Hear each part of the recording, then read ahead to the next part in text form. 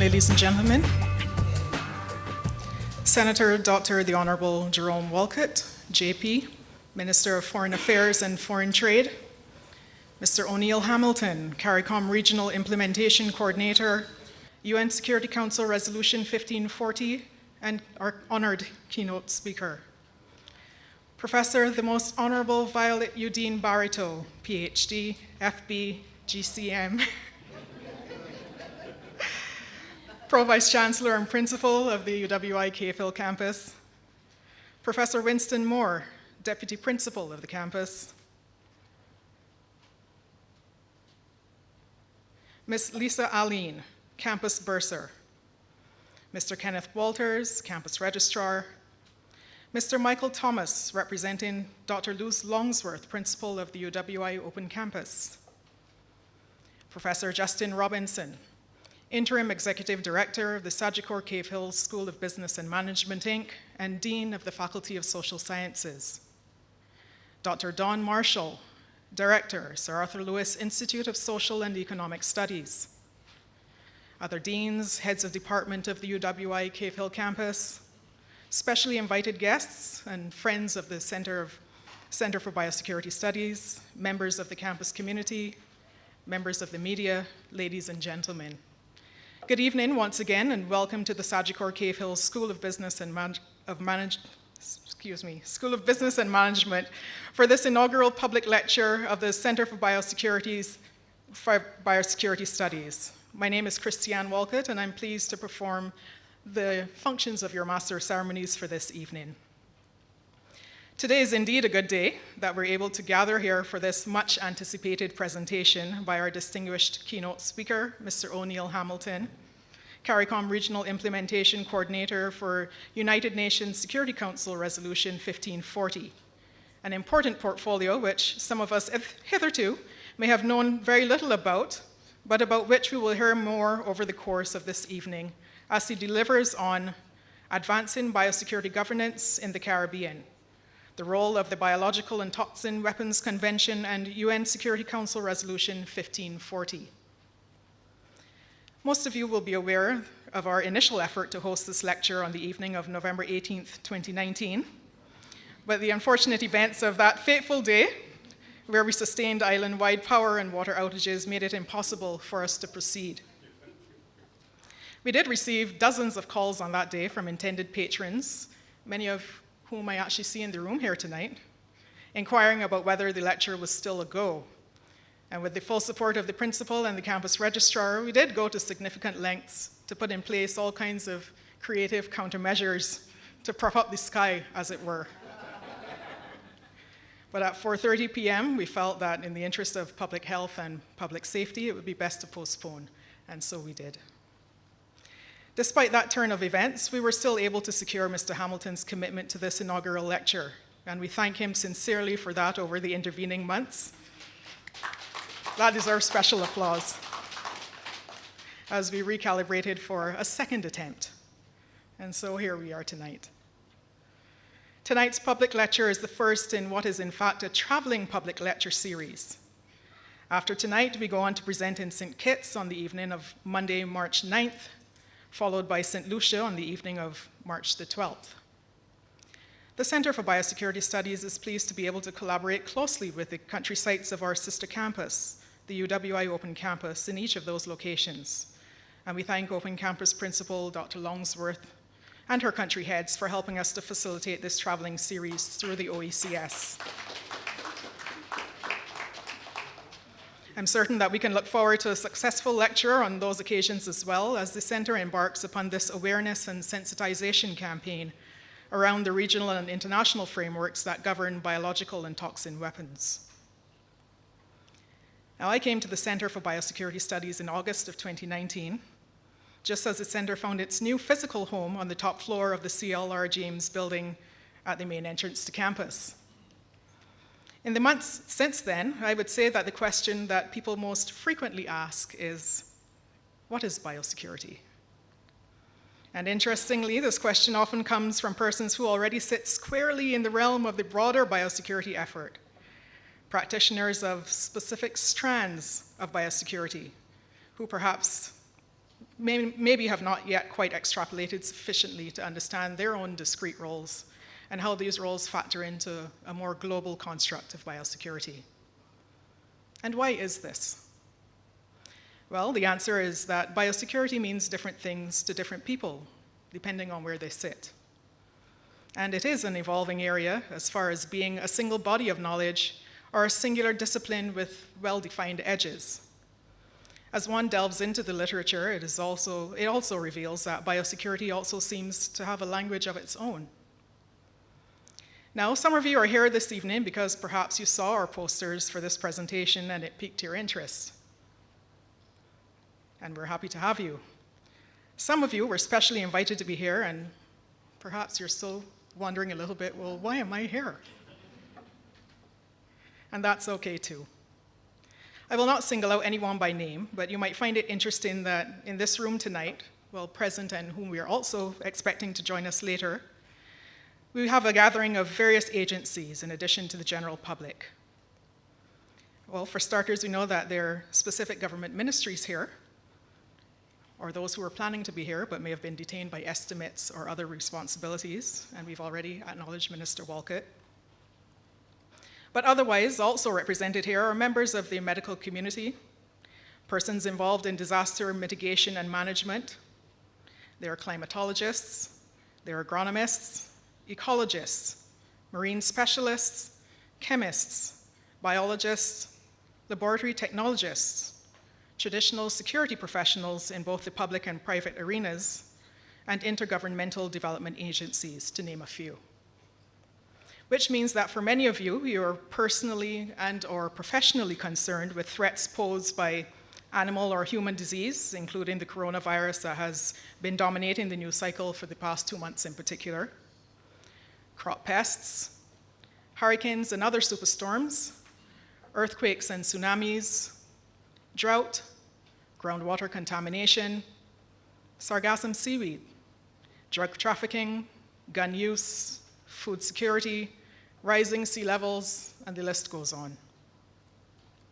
Any of these is a threat to livelihoods, economies, societies. In sufficient frequency and with a sufficient scale of impact, combined with how more or less prepared we are to mitigate or recover, they pose a threat to life itself. As you reflect on why you're here tonight, regardless of the professional discipline from which you hail, I invite you to think on the following. In the very broadest sense, there are essentially 4 main pillars upon which the notion of biosecurity stands. It refers to 1, identification of harmful agents, and those agents may be chemical, biological, medical, environmental, human, veterinary, and so on. Now, in each of those cases, these agents may be naturally occurring or they may be man-made. Maybe they occur accidentally or maybe deliberately. The second pillar of biosecurity, assessing the risks associated with these harmful agents. What is the probability of its occurrence, its frequency, its impact? The third pillar, security from exposure to these harmful agents. And the fourth pillar, measures taken to ensure that security. It will not be possible to address all of the individual subdisciplines within the biosecurity discourse this evening, but tonight's forum is indeed a start, with Mr. Hamilton schooling us on biological and toxin weapons and how and why these factor into biosecurity globally and more fundamentally for the Caribbean region. As we get this evening's program underway, I now invite Pro Vice Chancellor and Principal of the Cave Hill campus, Professor the Most Honorable Violet Udine Barito, to deliver her welcome remarks. Principal, please take the microphone.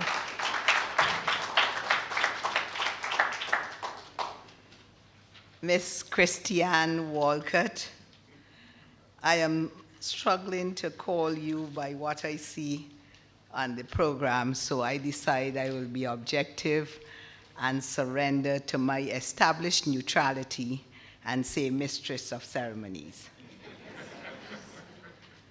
Mr. Senator Dr. the Honorable Jerome Walcott, Minister of Foreign Affairs and Foreign Trade. We are delighted that you can be with us. And senior members of the Ministry of Foreign Affairs and Foreign Trade, Mr. O'Neill Hamilton, Caricom Regional Implementation Coordinator, the United Nations Security Council Resolution 1540, and our guest speaker, lecturer, and also an associate expert of the Center for Biosecurity Studies. Professor Winston Moore, where is he? I saw, okay. Deputy Principal, Mr. Michael Thomas, representing the principal of the University of the West Indies Open Campus, representing Dr. Luce Longsworth, not here in his capacity as president of WIGUT, and I really would like to enter into negotiations right now on behalf of administration, since WIGUT cannot be in the negotiations. Mr. Kenneth Walters, Campus Registrar, Ms. Lisa Aline, Campus Bursar, Professor Justin Robinson, Dean of the Faculty of Social Sciences and Acting Executive Director of the Sajiko Cable School of Business and Management, Inc. Thank you, sir, for the facilities. Dr. Dawn Marshall, Director, the Sir Arthur Lewis Institute of Social and Economic Studies, other deans and heads of department, and I see quite a few, and I thank you for joining us. Specially invited guests, Professor Simon Anderson, Director of the George Allen Chronic Disease Research Center. Relatively new to the campus, sir, so just raise your hand so everybody sees who you are. Thank you for being here. All specially invited guests and friends of the Center for Biosecurity Studies, members of the campus community, members of the media, ladies and gentlemen, good evening and welcome. First, I want to thank you all for joining us this evening to hear the inaugural public lecture of the recently established Center for Biosecurity Studies. The campus is extremely pleased and very fortunate that Mr. O'Neill Hamilton, an extremely busy man who in 2 days' time could be in Geneva, and who is Caricom's Regional Implementation Coordinator, as you have heard, for the United Nations Security Council Resolution 1540. We are very pleased that he is delivering the inaugural public lecture on biosecurity, specifically looking at advancing biosecurity governance in the Caribbean and the role of the Biological and Toxin Weapons Convention. Now, you know the University of the West Indies, in its 2017-2022 AAA strategic plan, reconfirms our commitment. In that plan, we reconfirm our commitment to revitalizing and protecting Caribbean well-being. Now, the university is in its 72nd year, and the record that we have established proves that through recurrent cycles of natural disasters, political change, economic growth, and other public health concerns, the University of the West Indies remains at the forefront of the search for solutions for Caribbean challenges. The Center for Biosecurity Studies is one such mechanism that the University of the West Indies Cayville campus is putting at the disposal of the region to assist with the myriad intersecting challenges that can morph into biosecurity threats. In its earliest expression, biosecurity related primarily to keeping unwanted pests and diseases from crossing borders. Today, it still involves maintaining strict border security and scrutiny to protect our biodiversity against pathogens and toxins. But biosecurity involves so much more. For instance, biosecurity now requires a clearly established legal framework to support the fight against human and narco trafficking. the illegal dumping of toxic and other wastes in our territorial waters, the burgeoning illicit trade in firearms, and the ever-present money laundering.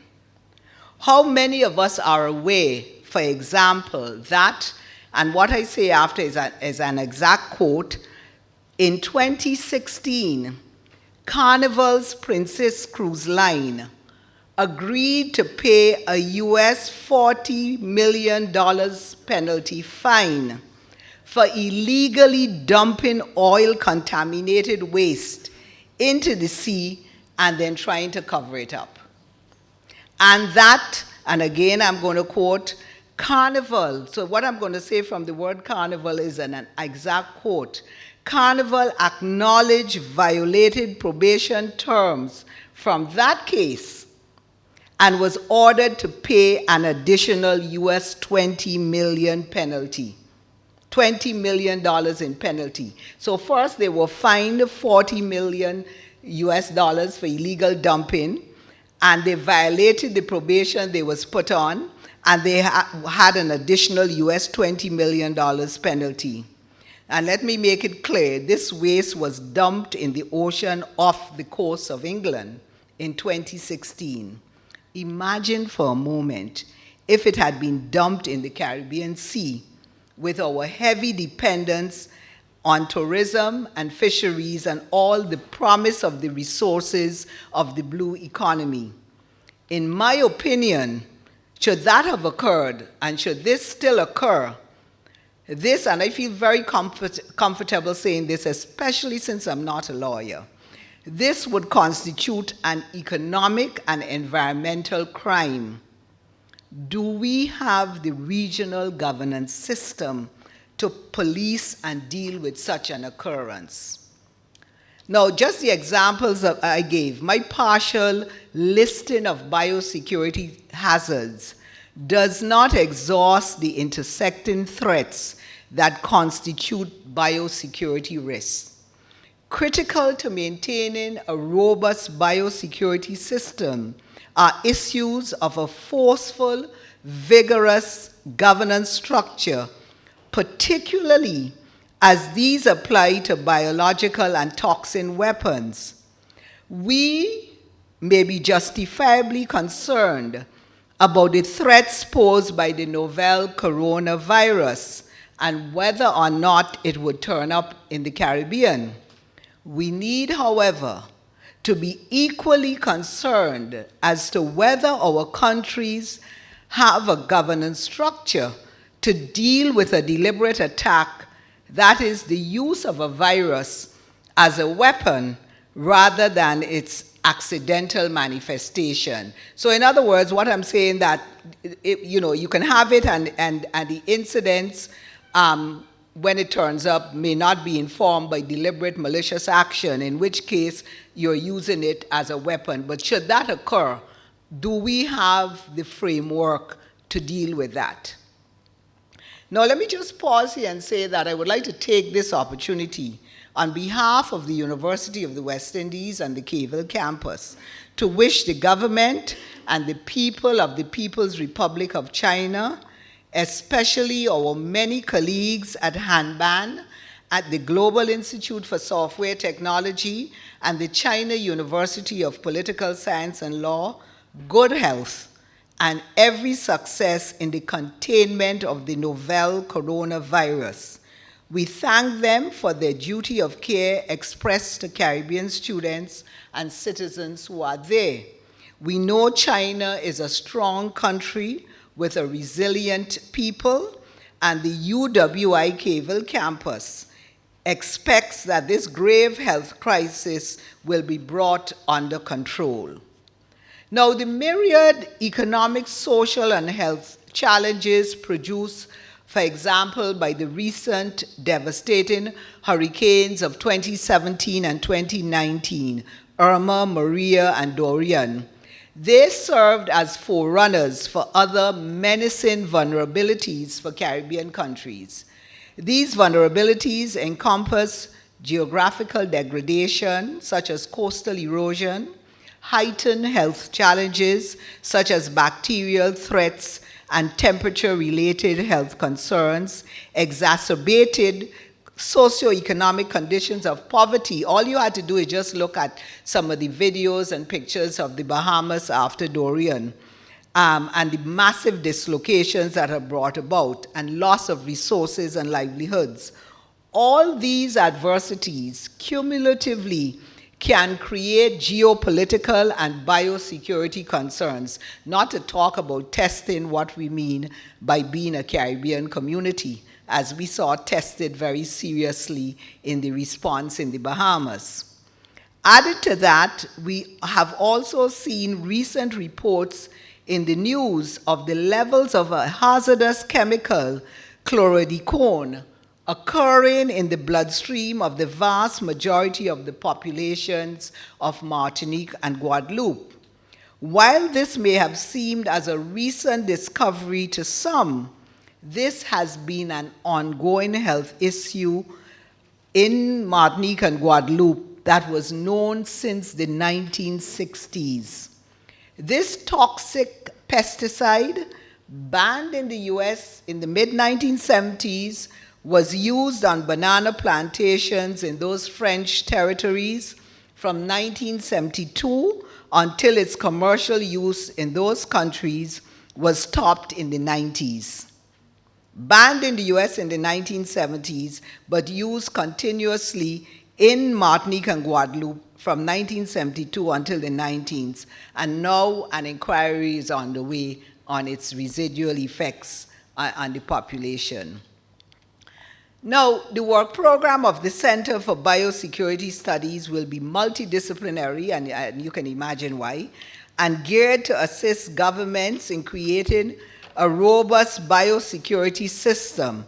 This is aimed at helping to protect livelihoods, natural resources, and biodiversity from the harmful effects of adverse weather, pests, diseases, toxins, technology, and geopolitical security concerns that cumulatively can threaten to corrode the social and economic well-being of our societies. The prediction, anticipation, and prevention of such threats represent the core research, training, and policy agenda of the center. This is intended to strengthen the academic, legal, social, economic, and political capacity of the region. So when this center gets going, when we get stronger and have the resources to do more, this is what we aim for. The university, of course, wishes to work collaboratively with governments and relevant agencies to predict, anticipate, prevent, and produce policy to manage such events wherever possible. Because for many, we cannot prevent its occurrence. Just take the natural ones. But we can plan for disaster recovery and crisis management. The main activities of the center will be training and provision of advice to governments and agencies via consultant research and policy briefs. The center will offer short fee-paying certificate courses in several areas of biosecurity. These would include courses such as global biosecurity treaties and local regional implications, cyber and data sovereignty and security, emerging infectious diseases and biointelligence. So Professor Anderson, we are going to have to tap you at some point. Law enforcement, the anthropology of biosecurity, promoting public learning, the economics and sociology of public disasters, biosafety, and public disasters. This is just a sampling of the kind of work program that will unfold. The courses will target professional graduates, aid workers, government officials, and international development agency personnel who are involved in biosecurity issues, as well as science and legal professionals who wish to acquire advanced understanding of the issues and enhance their professional education, as well as reinforce their professional responsibilities. The courses will be geared to current students of the UWI, students of Barbados Community College and other tertiary institutions, to stimulate interest for careers in related fields, as well, of course, the public and members of government institutions. Tonight, we are sharing in the expertise of one of our associate experts of the Center for Biosecurity Studies, and we are indeed very fortunate that this inaugural lecture is being delivered by Mr. O'Neill Hamilton. Again, I welcome all of you to what I know will be a very stimulating lecture. Thank you for joining us.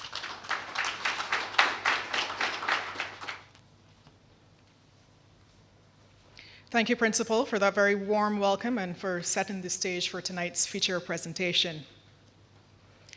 Ladies and gentlemen, the case has been well made that biosecurity is a multidisciplinary field of pursuit and study. It involves scientists and medics and lawyers and educators and everyone in between. For this reason, the Center for Biosecurity Studies finds its administrative home with the most multidisciplinary faculty on the campus, and that is the Faculty of Social Sciences. Strategically, this provides the best pathway to facilitate and promote multidisciplinary and intersectoral collaboration for maximum leverage. To deliver the formal introduction of tonight's keynote speaker, Mr. O'Neill Hamilton, I now invite Dean of the Faculty of Social Sciences, Professor Justin Robinson, to the podium.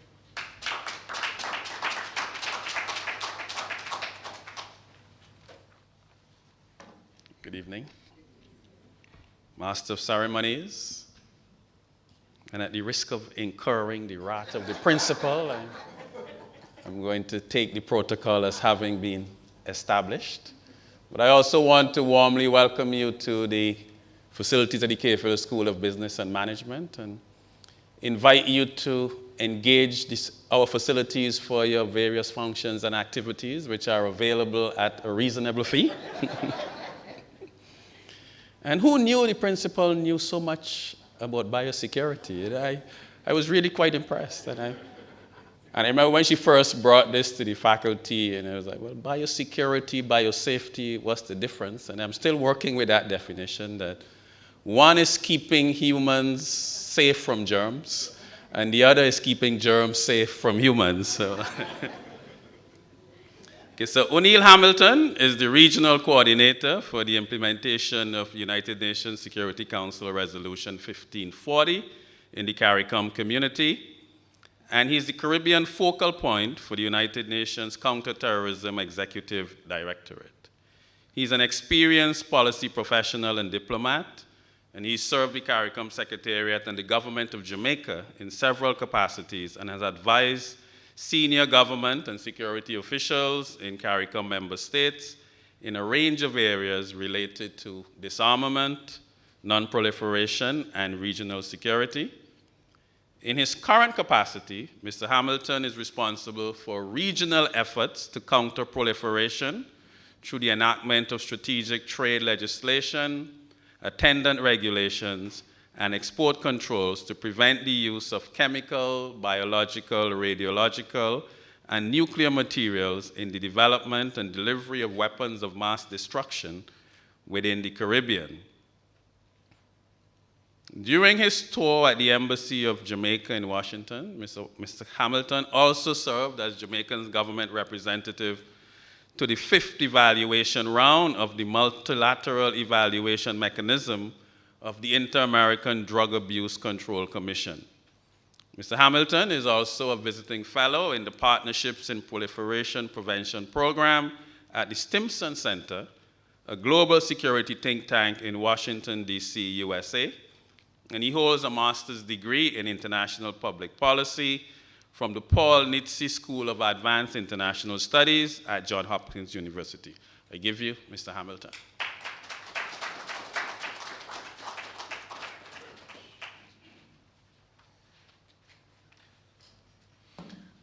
Thank you. Thank you very much, Christian, who has been a fellow traveler for quite some time. And of course, the more work that you have to perform in a very truncated period of time, everything seems to be elongated. So it seems like quite some time. Minister Walcott, delighted to have you here. Professor Barito, senior leadership of the University of the West Indies, Cave Hill, officials from various ministries, agencies here, Government of Barbados, and of course the general public, ladies and gentlemen, thank you for coming. And I must say that I'm a little bit amazed about the turnout that we are having this evening, because first, of course, we had our little issue last year, a little issue. Minister Walcott thought that I had, powers accorded to myself that I never knew that last year when I was here, I was, in a way, responsible for those events. Didn't know I had that kind of capacity. But just from the outset, I just want to say that I know that counter-proliferation and non-proliferation, these are not what you call sexy issues. Certainly not for me. And I wonder what does that say about me and my professional choices. But generally speaking, for most people who I know, wake up in the morning, after having a good breakfast, good rest. Okay, I'm starting the day now and I'm ready to go. And so here I am now embracing non-proliferation and counter-proliferation. Who does that? Who does that? I mean, normal people don't function that way. At least the normal people I know. And again, that may bring into question the normal people that I know. But apart from a few colleagues that I have, and you have the different people and they call them geeks sometimes. People who are overly focused on particular domains and really are intensely attached and have that kind of rigor. And again, this is something I need to learn. You're never too old to learn, but you have people who have that kind of passion, and so they focus on these things. But most people they don't do that. And so I'm delighted that, given the fact that this is a very arcane area, that so many of you have decided to spend your evening with us to really learn a little bit more about this topic and, quite frankly, allow us to move forward in one of the key aspects of the work that we have to do here, which is awareness building. And so we are really delighted for that. But before I go any further, I just wanted to say that there's leadership, and then there's also visionary leadership. So that visionary leadership, in my mind, allows you to see beyond the horizon, allows you to see where the needs are, and more importantly, how those needs can be addressed, the array of talents and resources to be brought to bear on those needs and to solve them and to address them effectively. And this is the kind of visionary leadership, I think, that Prof. Barito has brought to this whole process. And her success so far in corralling the initial resources to move this process forward. But in my mind, her initiative is also commendable for other reasons. There are so many issues, obviously, here on campus and in the disciplines here at the University of the West Indies, Cave Hill, to focus on. We have, of course, range of issues in the development landscape, civil society, the governance space that need immediate focus and commitment of resources. These clear priorities, which may not necessarily be as, in terms of that hierarchy of important issues, as of moment as biosecurity. So this is what really has impressed me about Prof's commitment to this, because first and foremost, I am of the view that Prof really appreciates what, quite frankly, a number of us who work within the space daily theoretically appreciate, which is that you cannot have development without security, or security without development. Prof gets that. That's very, very important. And so she has been able to find the space to focus this. And again, as I said, I want to commend her for that. Absolutely. And so, just to talk a little bit about the beginning before I get into the substance of the presentation, when we were looking at just what the mandate would be, areas of focus, what we wanted to achieve, at that time, just to kind of take things back, before Christian, Professor Akin Abiomi, a really, really good friend of this university, and certainly Dr. Yolande Cook, who was also with the process, extremely dedicated. And Yolande, so good to see you. And so as we talked about this, very, very quickly, Prof said, listen, we really need to have some elements here that we need to look at that really would constitute the mission that the center wants to focus. And you heard her talk about the multidisciplinary range area of interest and focus. And these were some of the things that were raised with us as key benchmarks that we started thinking about very early. We started thinking about biological threats and biosecurity writ large within the context of practical areas like climate change, right? Because her thing was, how do these issues impact to the extent that we have a center and the center is up and running? How do these issues that bedevil us now within the region, how can they be effectively addressed by the work of the center? How can demographic shifts, which we're looking at, be addressed by the CBS? We look at advances in biotechnology. We look at synthetic biology, issues like those. Those are the questions that she was asking. How do we look at these issues? How do we think about them in a practical way that is in sync with development? And so just the beginnings of kind of moving through what the center would focus on and would achieve, given those kinds of guideposts. I think Prof was very, very helpful in helping us focus our vision.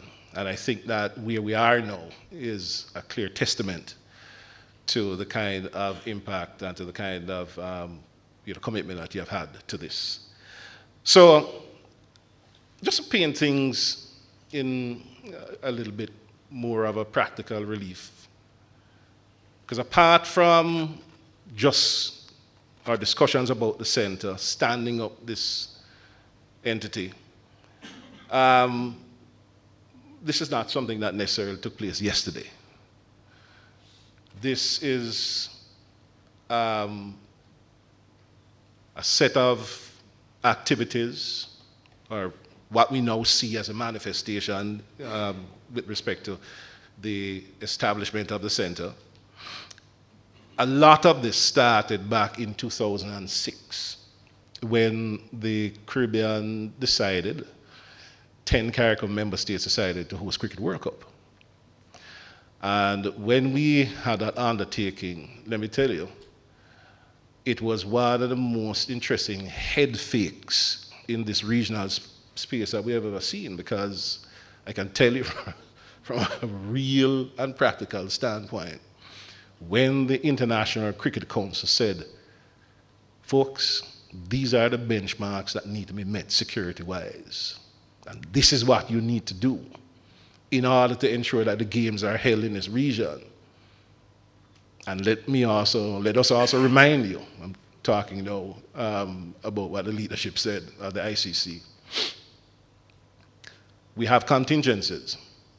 And so if this thing is not moving in the right direction, within 5 to 6 months of the games, we can pull it. And so that, of course, it in many ways really put things in perspective and quickened our steps.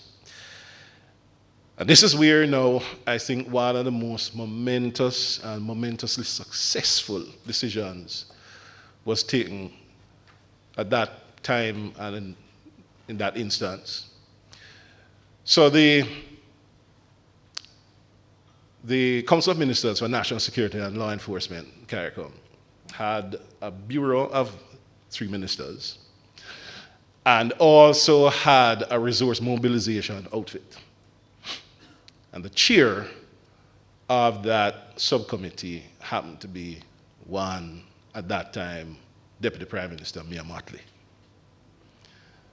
And when the wheels started turning, and when the challenges started mounting, it was really something to behold just in terms of just embracing these challenges, finding solutions and moving forward. So just a little bit about background. I was special advisor at the time to the Minister of National Security in Jamaica. And he, of course, developed a very, very close friendship with Minister Mottley, with DPM Mottley at the time, and asked me to head to Barbados to be with her for 4 to 5 months. So I worked very closely in her office with her. And I can tell you, Minister Walcott, well, because you know this is just, confirmation information. One of the most defining periods in my career as a young official, because you literally were drinking from a fire hose, just in terms of information. And that fire hose, that spigot was turned on. Sometimes the intensity of the spigot really got moving around 10 at night. That's when most normal people are backing off. O'Neill, O'Neill, you know we have several things left today to do, which are not tenable tomorrow. You know what that meant? You're in the constituency with her.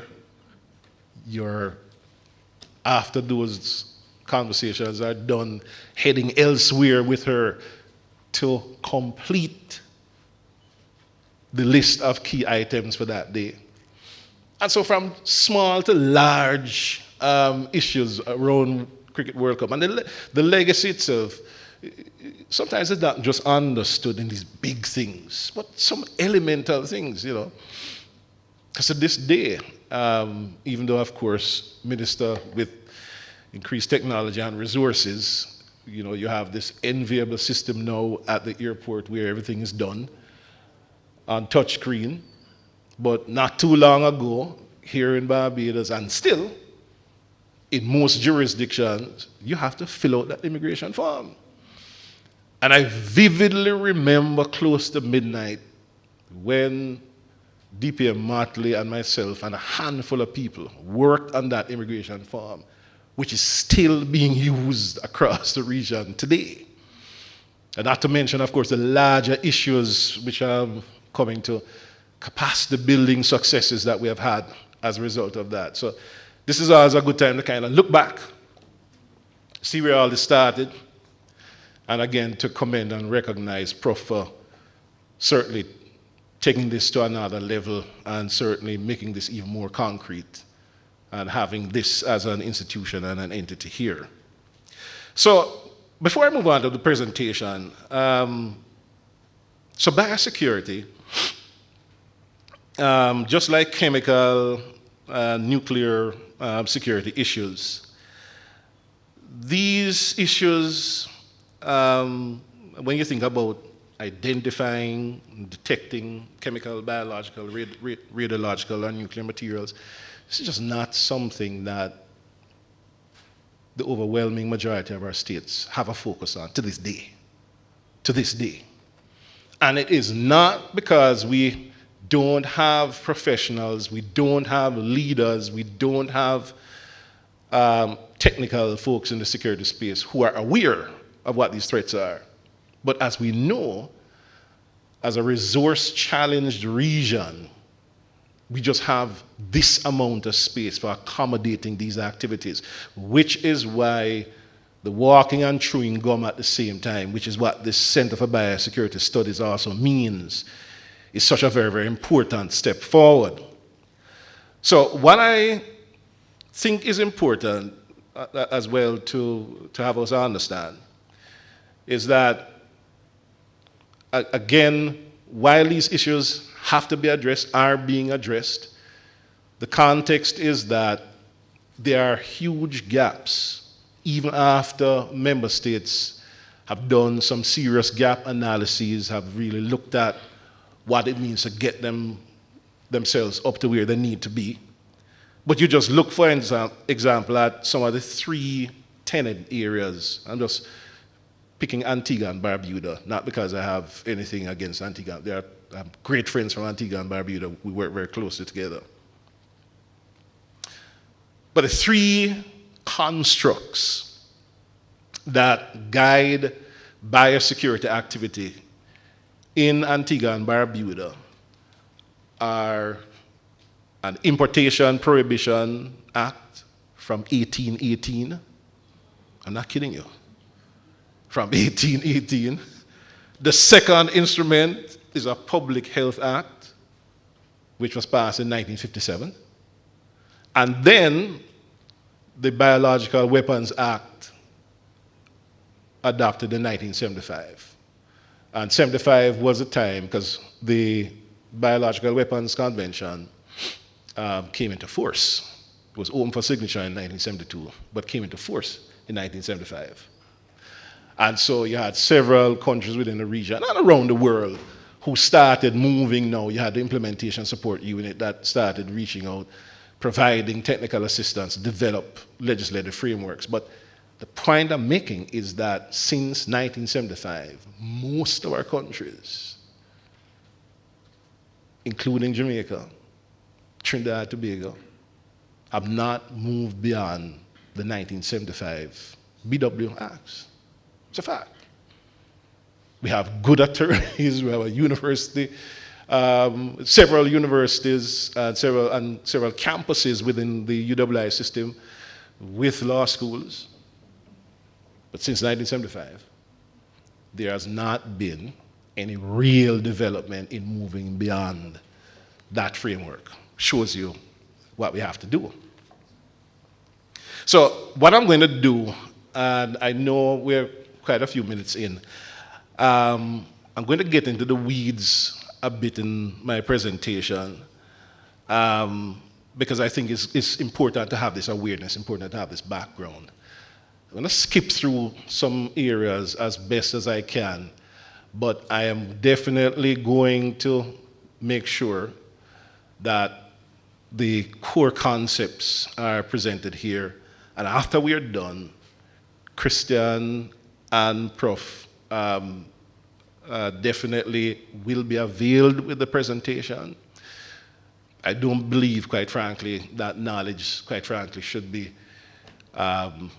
made available in bits and pieces.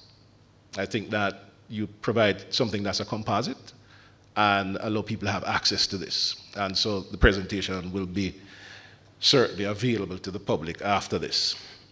So, kind of core to where the discourse is, looking at biosecurity governance, they're not, as you can see on the screen, too many dimensions to this in terms of the key elements. The first one, of course, would be the Convention on the Prohibition. This is actually what it's called. The prohibition of the development, production, and stockpiling of bacteriological and toxin weapons and their destruction. BWC.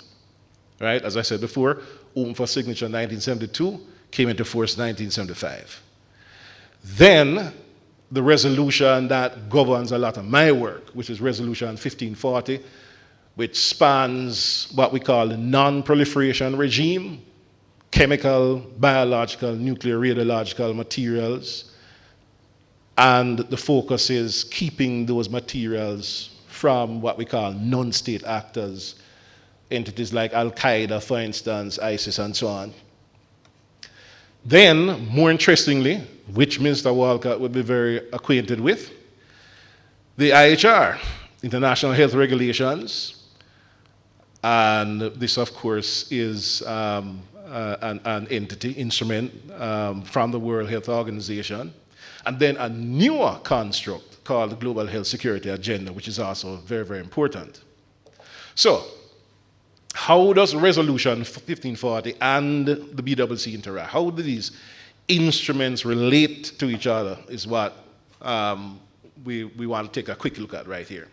And so I thought that that construct, and certainly the little graphic there, having you see the seat, which is Resolution 1540, and the three legs of that stool, the Nuclear Non-Proliferation Treaty, the Chemical Weapons Convention, and the Biological Weapons Convention.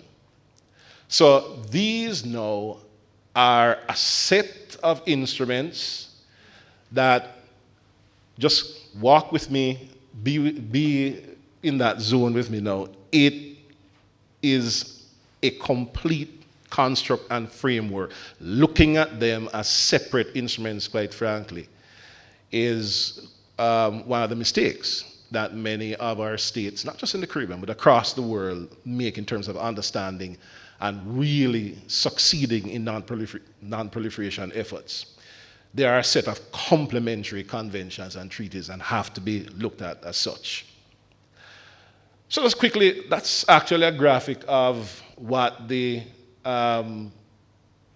operative paragraph looks like in Resolution 1540, supporting the full implementation of the Biological and Toxin Weapons Convention. And so 1540 implementation has been a key corollary to ongoing efforts within the region to implement the Biological Weapons Convention. So what I'm saying is that to the extent that we have had any kind of movement forward in implementing the convention, it has been through the 1540 portal.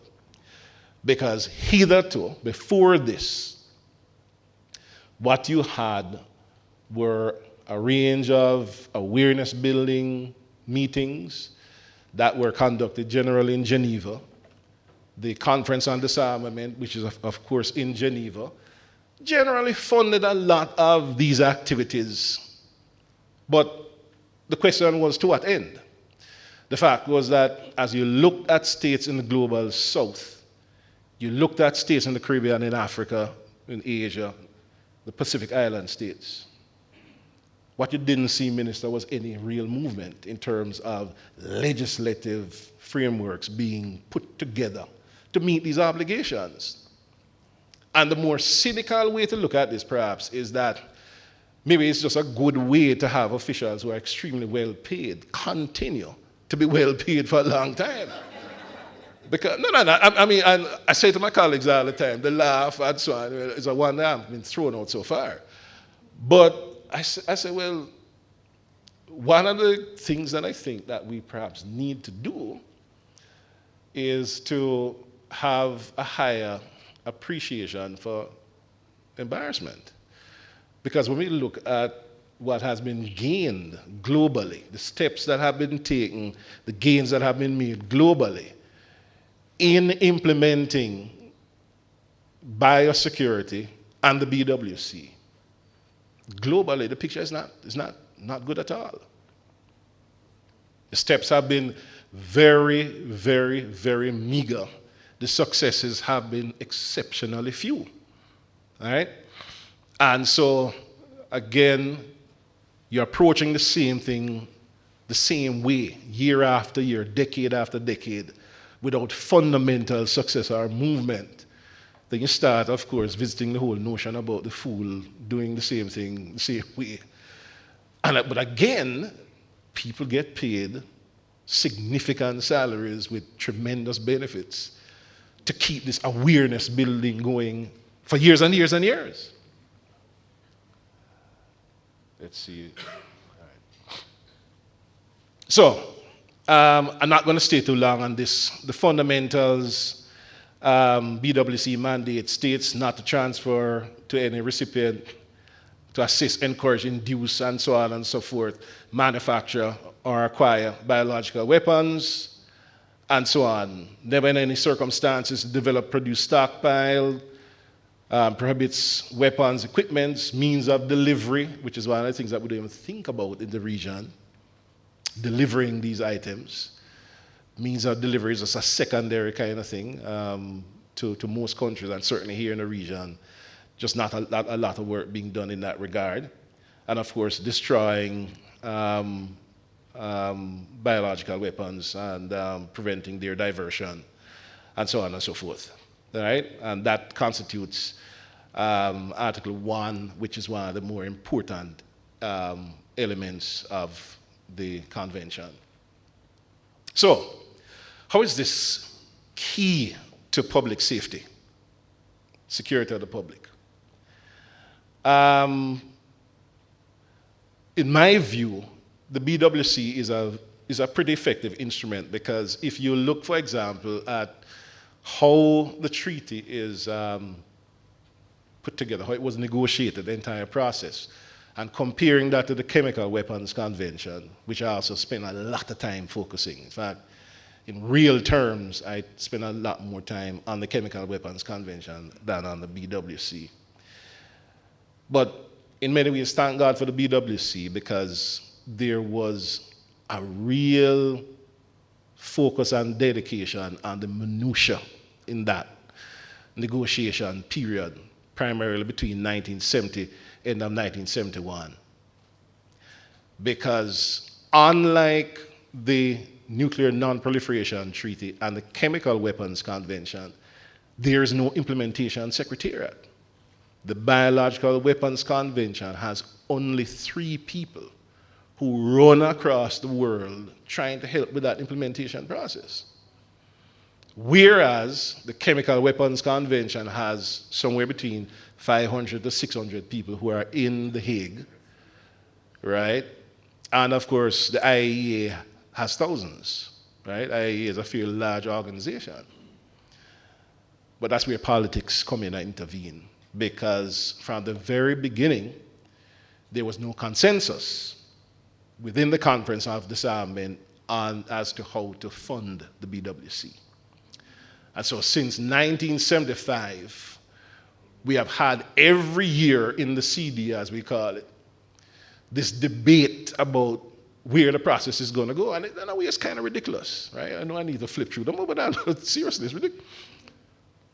The chairman of the Conference on Disarmament, because I go to the meetings, the 2 big meetings every year, and then other regional meetings. So the December meeting now, which is the Come to Jesus meeting every year, the chairman says, well, member states parties, we are here with the situation again. We are the head of the BWC Implementation Support Unit, has bills to pay, has a mortgage to pay, and he doesn't have a contract, because the contract that the head of the BWC ISU has for the last 20 odd years has been a yearly contract, which in many cases you have particular states like Canada or the US, United Kingdom, providing a little cushion as they continue to decide on the terms of the contract. So in many cases, the head of the BWC ISU goes unpaid 3-4 months. Everybody in the international system agrees that that is ridiculous. But if there's ever a clearer indication that where you have a concentration of otherwise learned minds, there's not necessarily commensurately commensurately movement in terms of solving these issues, it is the BWC in Geneva and the Conference on Disarmament. Anyway, so the risk of a catastrophic biological event is magnified by global travel, urbanization, terrorist interests in weapons of mass destruction. That's one thing we just don't talk a lot about. The fact that where technology is and where access to technology is allows the weaponization of these agents to be so much easier and doable than they were even a year ago. All right? For Caricom states, effective biosecurity regime seeks to reduce, among other things, biological risks posed by advances in technology and improves infectious disease surveillance, which is key. And unfortunately, next Friday, week after next week Friday, our good friend Dr. Joy St. John, who is now head of CARFA, is convening a strategy meeting at headquarters in Trinidad for the regional coordinating mechanism for health security, which I'm a part of. And I can't go, unfortunately. I'm in Botswana giving a lecture that day. But just to let you know, because there has been a little bit of rumbling regionally, what is CARFA doing? Is there any real awareness of the urgency of this thing? Is there a plan and so on? I can tell you, because we had a really good set of consultations 2 weeks ago, range of different experts and stakeholders and our traditional support entities, United States, United Kingdom, Canada, and so on, Public Health Canada. I think we're ready. I think that there is a good plan. We understand that communicating the plan sometimes is a bit of a challenge. And that's where Dr. St. John, I think, is really going to be focused over the next month or two. But just to allay fears, I just want to say that there is work, aggressive, committed, focused work being done in that regard. So,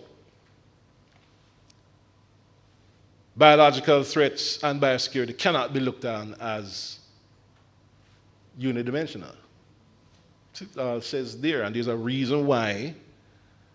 I mean, I understand it may be a little bit compelling on the eyes, but these are the areas. And so when you get these slides, commit these to memory so that your agencies and people who you talk to can certainly get this out there, because as Prof mentioned, those events in 2017 were consequential for a range of different reasons. People just don't understand. And you look at these cycles all the time. Sometimes it is not the most apropos way to focus these things, and so you don't say them publicly. But in many cases, when you look at the challenges, for example, not just the public health challenges, the development challenges sometimes that face the Haitian Republic, you can link that directly to the recovery periods coming out of these disasters. It's not that people, quite frankly, are mired just perpetually in, this space. It is that when these things occur, it does take some time, it does take some resources, it does take a kind of national will to get yourself up from under. It's not easy. I'm not making excuses now, but I'm just saying that this is the objective reality in which we exist. And so when we look at things like coastal erosion, heightened public health challenges, bacterial threats, temperature-related health concerns, which will continue to get worse. It simply means then that biosecurity has to be a more important issue for us than the United Kingdom, than the United States. And that's the whole irony of the whole thing, where less resources are being spent per capita and support given to the island states, whether in the Pacific or the Caribbean, when the threat reality for us is way more than the countries in the global north. And I dare say that this is something, and I know Minister Walcott, certainly from his vantage point of the Foreign Ministry and before, obviously, public health, really sees this as just a key and core area to be addressed. Because while there's just so much lip service taking place in that domain right now, within another 10, 15 years, when they start hitting the fan in real terms, then in many ways it'll be too late to respond. And that call to arms, quite frankly, has to be now. Because it is going to impact not just public health, but public security in a very, very consequential way. So, the disease surveillance aspect of that is one area, not just CARFA, but certainly a lot of our partners have been trying to resource in a much more significant way because of that real possibility of increased weaponization, because you see where the research is going now. And within the Counterterrorism Committee, a lot of this, of course, is not very public. There is some real concern as you see, quite frankly, a real expansion of interest in acquiring these agents by these non-state actors. And it's just something that we need to be focused on. The dollars that have been focused in that area really kind of have decreased since Resolution 2178, which was that big resolution that looked at foreign terrorist fighters. And we kind of got focused on that in the region because, of course, we have one of our member states that has the second highest per capita instance globally of foreign terrorist fighters. And so, something that we have to look on. And because we have not really had an incident, a major terrorist incident over the last 13 months, what has happened is that there has been a bit of a waning of that. And the dollars, you can see that already in terms of budget allocations over the last year have really been declining, which is a mistake. Because it is not that these people are less committed to using these pathogens to create mayhem and havoc globally. They're not. It's just that the opportunity has not presented itself yet for them to do it. And we have to be conscious of that, you know? Development of a management policy, 2015, to counter the influx of the sargassum seaweed. I mean, I had to stick that in there, not just because Prof has that as an area of concern, but the fact is that as we develop policy, these are some of the fundamentals that we need to keep focusing. And not because the thing is not newsworthy or of moment, it means that it is less of consequence. And we need to be aware of that, right? So a robust biosecurity system is central to protecting natural resources and biodiversity. You know, it's of course, you know, we hear the term, that's where everything connects. That's where the interconnectedness of this takes place. That's where protection is needed and required. Biodiversity. And that's where our awareness building is again lacking in that regard. And again, it's not that governments don't see this as a priority, but there are other compelling challenges and issues that have to be dealt with. And this is why, again, I am so happy that Prof and the team here is kind of helping that process forward. Because you know, one of the things I realized, having worked in government, and I know Minister Walcott knows a bit about this, Sometimes you do your best work in terms of thinking through issues when you're not in government. Because you have to kind of have the space to do that. When you have to be executing on a daily basis, when you are in the policy seat and have to be delivering, that room for thinking things through is significantly reduced. And this is where institutions of higher learning can be so effective. And unfortunately, this is not one area, one approach, one font of solutions, if you will, that the UN has focused. I mean, I can't tell you why. You see, for example, in the Scandinavian countries,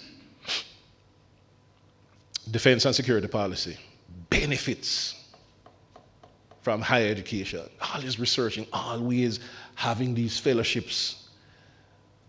But in other parts of the world, not so much.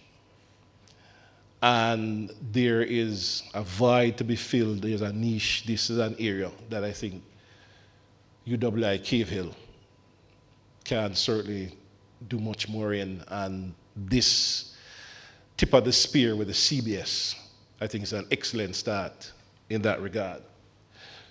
So, biosecurity as a holistic term encompasses policy and regulation to protect agriculture, food, and the environment from biological risk. In this regard, Ministries of Agriculture, Science, Technology, and Health, primary responsibility for fostering biosecurity governance and managing biosecurity, including managing biosecurity risk and its impact on the environment. All right? Leveraging BWC implementation has a multiplicity of benefits. Manage and mitigate deliberate introduction of plant pathogens, which directly affect food security and biodiversity. Effectively managing biosecurity risk to the environment is fundamental to functional national biosecurity system, to putting that together in order to preserve animal, plant, and human health. And there's an urgent need for member states to develop and implement policies and programs that protect and conserve the environment through the conducting of risk analyses, including import risk analyses, which is where the addressing of the vulnerabilities take place. And that is one of the areas, again, where I think that the CBS can really have an impact, because, again, in many of our jurisdictions, there's just not the space to do this kind of work, to have this kind of research and have this policy as, if you will, an implementable construct, really find its roots. And so, again, institutions of higher learning can be so effective in helping push this process forward. So, Prof mentioned a bit of a few of these. She talked about training. One of the things that she didn't mention it, but while she got us up and running, she was very focused and still remains focused, I'm sure, Prof, on community awareness. Because that's where this whole thing starts. It doesn't make sense to the public. Then for policymakers, the urgency to pursue that course of action becomes less and less important. Just a fact. Consultant research, of course, which Prof spoke about, policy advocacy, which is where governments, again, can gain from this.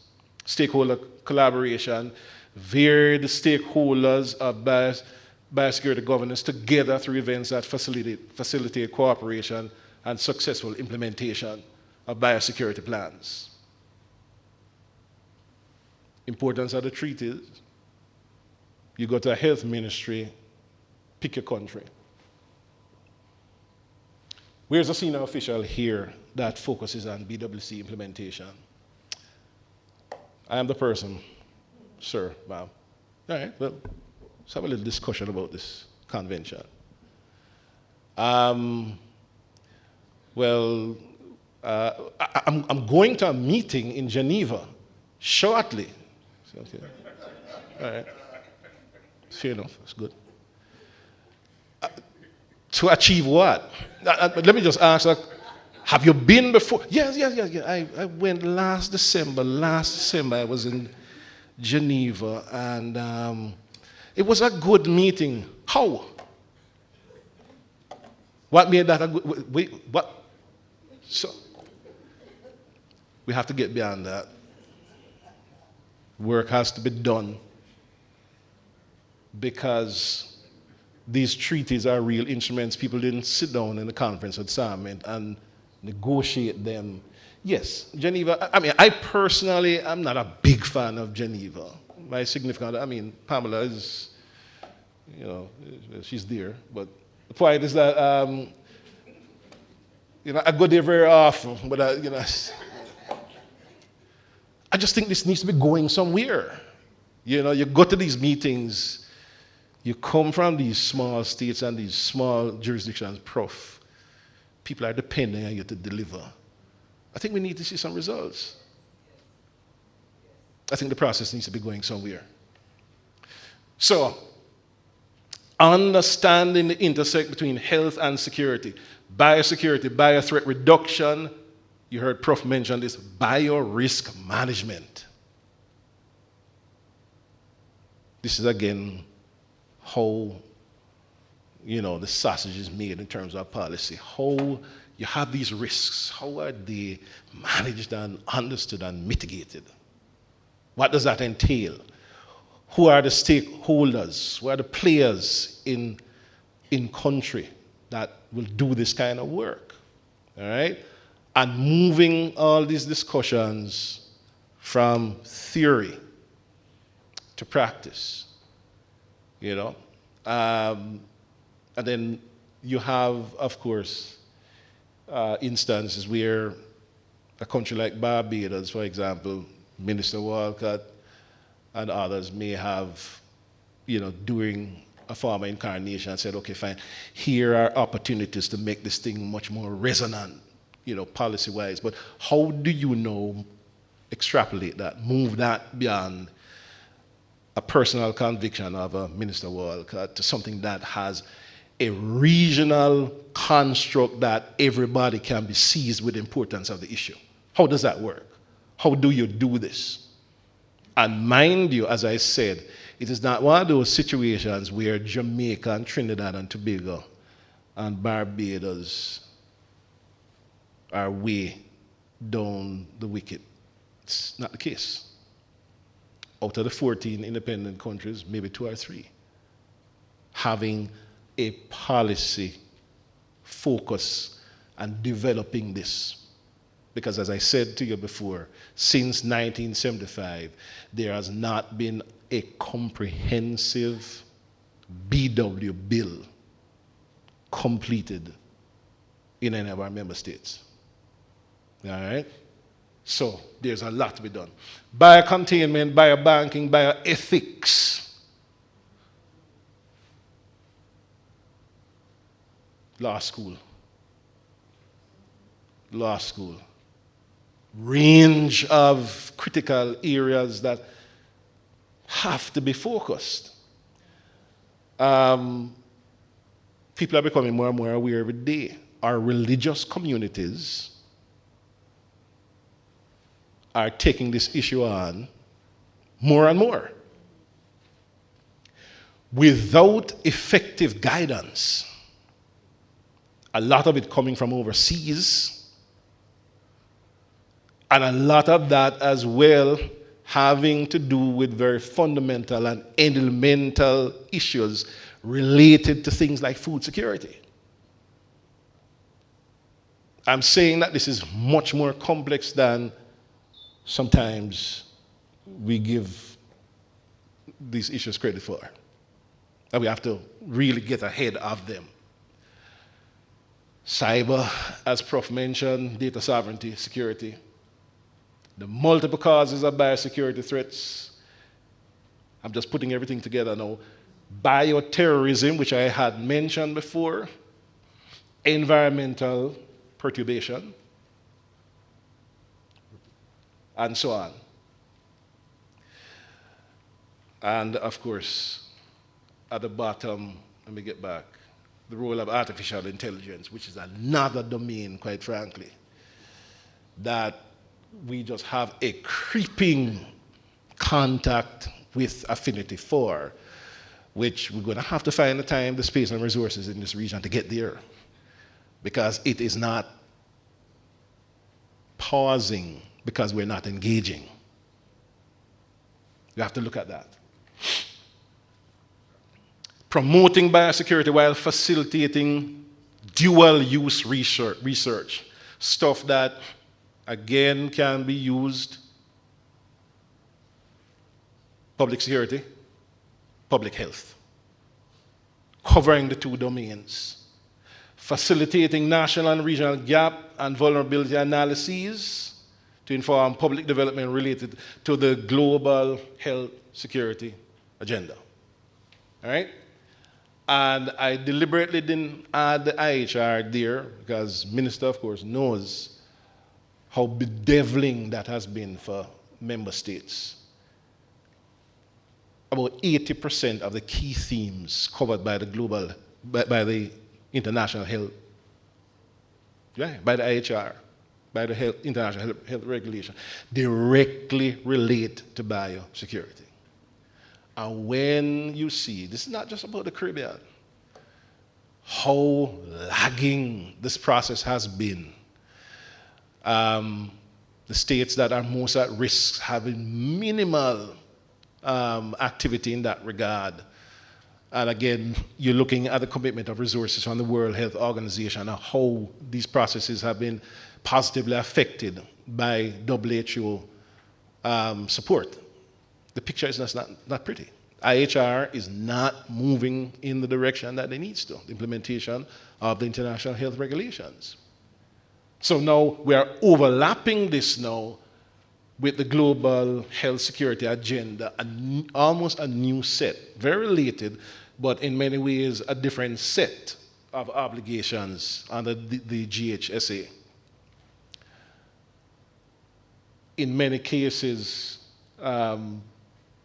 states, because we are in the 5th year, quite frankly, of the awareness building exercise here between the UN and, of course, the WHO. And so far, not more than about 15% of member states, quite frankly, have had any functional program to look at the implementation of the global health security agenda. So that has to be fixed as well.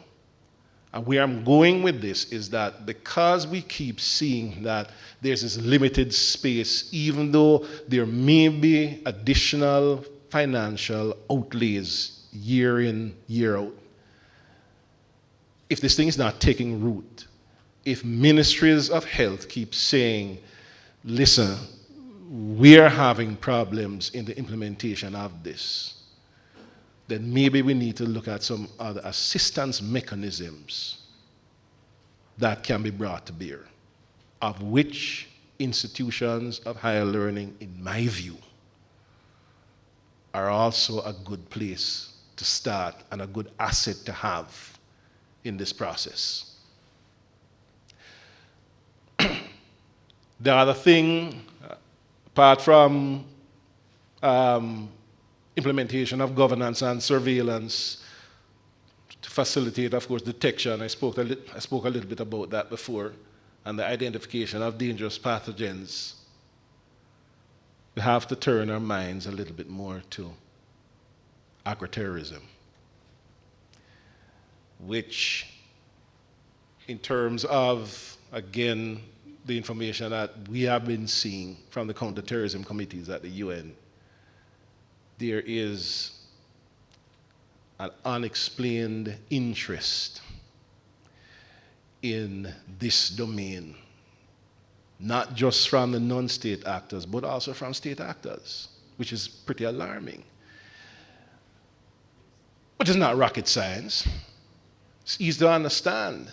If you can have the introduction of a pathogen that kills somebody's crops, you can bring that opponent, that country to his feet, to his knees, very, very quickly. And so this is something that we also need to look at, because you can't talk about food security just out there in this kind of arcane, remove kind of domain and not see that you do have some very interesting folks, because I don't know if there's an awareness about this incident in Australia, actually, where a graduate student decided to do just that, to actually carry out his own agro-terrorist kind of attack, right? A limited, focused experiment on this farm somewhere in Western Australia. We have to face the fact that we have some very interesting people amongst us globally. No, I mean, I'm just being very, very frank. I mean, most of us wake up in the morning thinking that, listen, it's a good idea to have available food. But for a few of us who walk this earth, preventing this access is a good exercise. No, it's hard to kind of understand how that works in your brain for you to get there intellectually. But there are people who think this way. And so one of the things that we have to do as governments, as institutions, is to inhabit that space where we think about these issues and policies that can prevent and mitigate to the extent that these things happen. The impact of these events on our societies and communities. So, effective bioemergency response management, establishment of a regional response architecture, which is what CARFA is working on with great alacrity right now. I have been in 2 sets of meetings with them over the last 6 months. Tremendous work going forward with Global Health Canada in that regard, with Center for Disease Control in Atlanta as well. I wish sometimes that we would talk a little bit more about these things so folks in the region, Minister, can know that stuff is happening, you know, and that these are not just processes and activities that are, you know, happening in a fit and start kind of thing. No, it's more systematic than that, and CARFA is doing some good work in that respect. Developing training programs of foreign affairs officials as well as health and research professionals in global health diplomacy.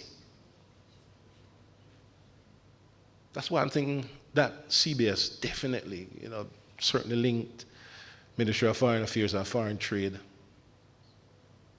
A lot can be done in that regard. There are a few countries like Finland, for example, and Norway that have some really, really good programs there that we could tap into. And one of the good things about this too, as we well know, is that when we have increased competencies in areas of this nature, we always have a good audience for countries with like challenges like the Pacific Island states. They're always very, very, very interested and happy to do the patterning and so on. And so, you know, in many ways, this virtuous cycle can be initiated. And, you know, as Caribbean people, we really have that kind of impetus and that kind of imagination. And so this area, you know, looking at fostering training in global health diplomacy, something I think that we need to look at, you know? So we're getting to the end, I promise you. So 2015, Government of Canada, and you may or may not know this, that, I mean, the Canadians have always been very, very good partners with us, but in the last 2 to 3 years, the Canadians have really stepped up in a very, very significant way. Non-proliferation around the world right now is a Canadian enterprise. The United States, of course, has had, you know, a little bit of pulling back, if you will, from the space. The Canadians have stepped into the space in a very, very significant way, and so the program that I lead has really benefited from Canadian support. So acquainting member states with key aspects of BWC, things like the database, need to develop effective biosecurity governance systems, and not just something that's ethereal, practical ways to address biosecurity governance with select states. We have actually started that process. The sponsorship program, which Prof, we need to talk a little bit more about, because every year the European Union has this very interesting biosecurity diplomacy initiative focused on the global south. My view, there's too much of a concentration on Africa, but they make the point that, listen, O'Neill, it's not that it's just for Africa, it's for the Caribbean, but we just need to have governments get a little bit more out front in pushing this. And it came to mind, Prof, that the university may be a good place to help with that process as well. I mean, I don't know, Minister, you could agree or disagree. I don't know that getting the word out has to have any kind of restriction or constraint in terms of what the portal is that does the communication. You know, if you have these assistance mechanisms that are tenable and are available, then whoever is making the public aware of this, I just think that we need to work together a lot more. And there's just a lot of scope in this regard. All right? Animal health. New area. One of the big things that we have been looking at for the last 2 years. And it is something, again, that I think the university can have a real, find a good place in terms of developing this. Fostering biothreat reduction in the region to minimize and mitigate biological risks related to the accidental or deliberate release of animal pathogens or biological toxins. Preventing zoonotic transfers. All right? With the advent of globalization, increasing speed of movement of goods and commodities, including live animals, there's a growing concern about zoonotic diseases and their potential impact. And this is another area, going back to public health, that we have to be more and more aware of. More and more, a number of the vet schools that operate in the region are focusing this in a much more deliberate way, and I'm afraid that on the regulatory side, there's not enough oversight and engagement taking place. It's a useful area in terms of having companion animals and dogs and so on coming into the region for training and so on at these vet schools and then being sent back to the US. But I have more than enough information to know that the oversight really needs to be tightened up. Not because a particular activity redounds to the benefit of the public. It simply means that the related or relevant challenges shouldn't also be discussed. We need to look at that, right? So, increasing encroachment on and destruction of natural habitats, further compounded by climate change. I thought I'd reiterate that, as well as ecological changes. Cooperation focuses on the current threat that weaponized infectious diseases and biological toxins can pose to both human and animals. Our security personnel are almost completely outside of those discussions. We can't have that. It has to be addressed. And I can tell you, I'm not guessing. This is the domain that I work in on a daily basis the highest levels of security development and security policy. We're not talking about that. And it's understandable, because if you're talking about violent gangs and guns and so on, and illicit trafficking, there's not a lot of space for this. But we're going to have to find the space. Okay? You heard Prof mention building multi-sectoral synergies, promoting prevention, preparedness, response to biological threats. Kind of been through that before. As I said, this slide is going to be available. Pretty alarming, though, the steps that are being taken by, as I said, both state and non-state actors. Growing interest in bioterrorism. In the US, economic costs related to an agro-terrorist attack could easily range upwards of $140 billion. And this is with a country that has response capacity that we don't have. We need to start thinking through this, looking at this. There's great interest in entomology and plant pathology at departments of higher learning to assist in monitoring, but beyond that interest, there's not the funding. And so that is where we need to go as well. All right? Wrapping up now.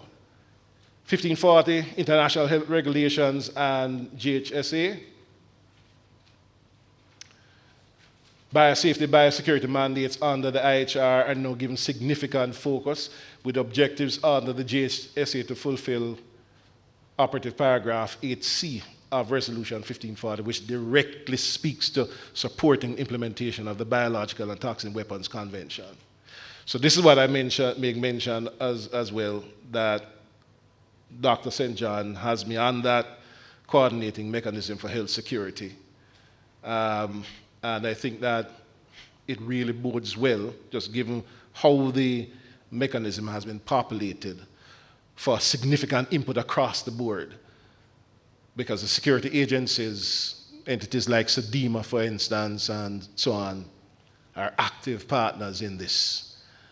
And as I mentioned to you, Prof, when we had spoken, I think that there's no reason why, I mean, we have a fairly big table in Port of Spain, there can't be an extra chair for the University of Western Indies, Cave Hill, some entity from the UWI system. Yeah. So 3 thematic areas looking at the global health security agenda. We had a meeting in 2016 in Miami, a productive joint initiative. PAHO actually kind of provided the frame for this. There hasn't, though, been a lot of progress since 2016. This is something that is being addressed, certainly with health ministries throughout the region, kind of getting back on track there. But the 3 areas: furthering the full implementation of operative paragraphs 1 to 3 of Resolution 1540. 1 to 3 basically focuses on keeping these items out of non-state actors' hands through active and developed cooperation with the implementing entities in the 3 non-proliferation regimes: Chemical Weapons Convention, BWC, the Nuclear Non-Proliferation Treaty, and the actual implementing entities, the IAEA, OPCW, and BWCISU. Strengthening regional and national capacity to prevent, detect, and respond to infectious disease threats, whether natural occurring, deliberate, or accidental, which is the core focus of the global health security agenda. Then preventing, protecting against, controlling, and providing a public health response to the international spread of disease, IHR, which needs more fuel, which needs more commitment, which needs more focus. So promoting regional biosafety, biosecurity, and linking public health with law enforcement and multi-sectoral rapid response is again key to this. And through the CBS, reminding states that this is fundamental, this is consequential, is a good contribution to that regional awareness building, refocusing, that from a policy standpoint is so very important. All right? Wrapping up now. Additional challenges, new opportunities. Again, developing national frameworks for pathogen biosafety and biosecurity using an all-of-government approach. As I said, we had 2 key meetings before within the context of CARFA, and there are 2 that are going to be held again this year, maybe 3. Providing access to expert resources through the guided use of the Canadian analytical approach for development of a national biosafety and biosecurity system. We, meaning CARFA, through extended discussion over 2 years, we kind of think that the construct that is embodied in the Canadian analytical approach we can structure that to work for us here in the region. So we have a consensus on that. We're pursuing this. CARFA is pursuing this. Providing guidance on the use of the approach, international guidance documents towards the development of national regulatory requirements for pathogen biosafety. There pretty much is not much of this. You have meager constructs, for want of a better phrase, across the region, but it has to be more comprehensive. Smaller member states, certainly in the OECS sub-region, are looking for this assistance. And as I said, I think that there's an opportunity, again, within the CBS to kind of, urge governments on a policy level to really answer this call and focus these deficits, certainly in the OCS, certainly in the OECS sub-region. Okay? Developing national policies for biosafety and biosecurity in tandem with public health and security sectors. This is where it makes sense. Everything else is just kind of background noise. How does public health, how does public security benefit from strengthening, developing biosecurity governance, having the requisite policy frameworks that will support this? All right? This is it. I know it's perhaps too much, certainly on a Monday night after we have been at this from early today, but I kept scanning the room. Not one person was nodding off. So, Prof, Minister, I'm delighted that, well, at least people were able to stay awake, which gives me a good little plug because Minister is with me tomorrow morning because we have the 2 instruments, ICSANT, the International Convention for the Suppression of Nuclear Terrorism, and the CPPNM, Convention for the Physical Protection of Nuclear Materials. We're trying to I'm kind of putting my nuclear/radiological focus hat on. So the government of Barbados, Ministry of Foreign Affairs, and Foreign Trade and Minister, and certainly Ambassador Ford, have been foursquare supporting this. So we're going to have an awareness building with all our member states tomorrow morning. So I apologize, Minister, to have you out and then pulling you back again first thing in the morning. But I am delighted to have you and, yes, and all of us here. Yes. So, having said that, I just want to thank each and every one of you, and if there are further questions, I'll be happy to answer them. And again, remember, the presentation will be available to anybody who desires to have it. Thank you.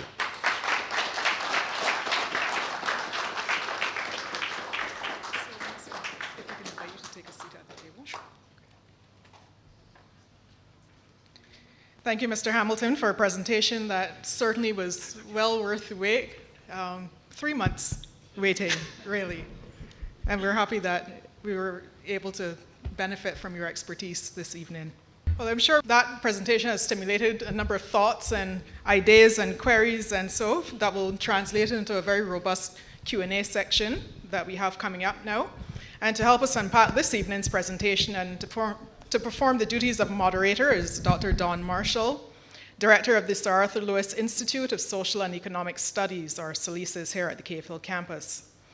SALISIS has been one of the early supporters of the work of the Center for Biosecurity Studies in a very fulsome way.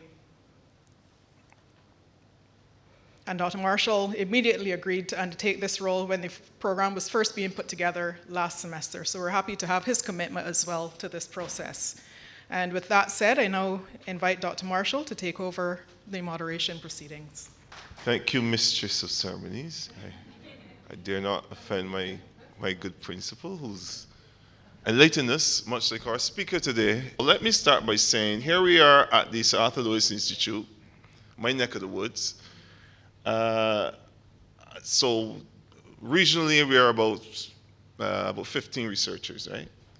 And we're working with the UN's Sustainable Development Goals.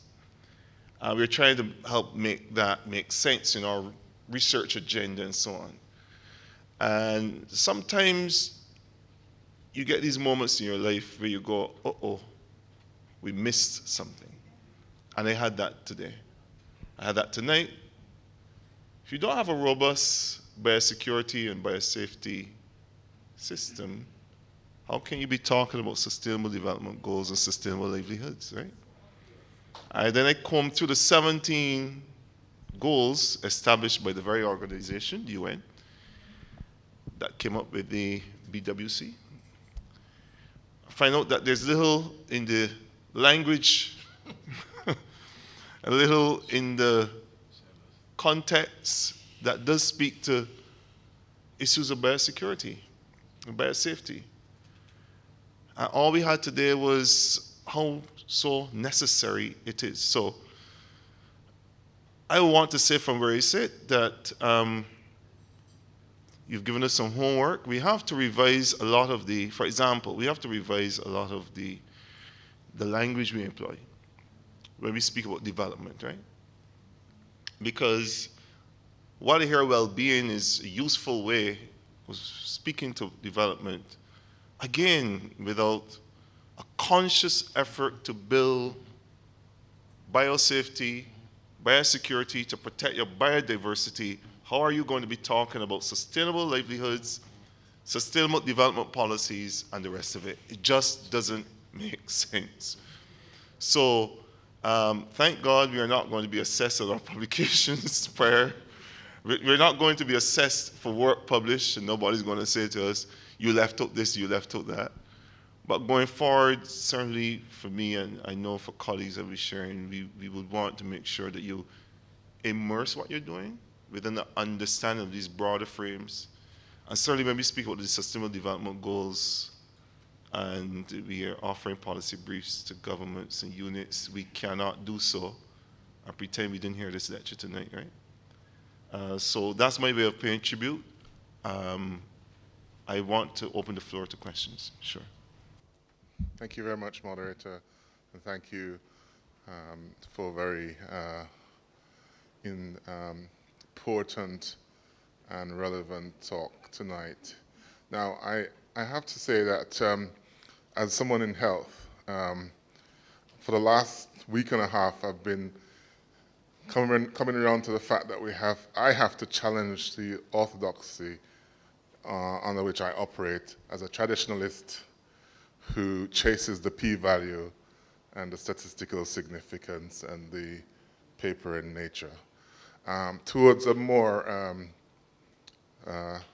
evolving to a more level-headed view of regional development in terms of health.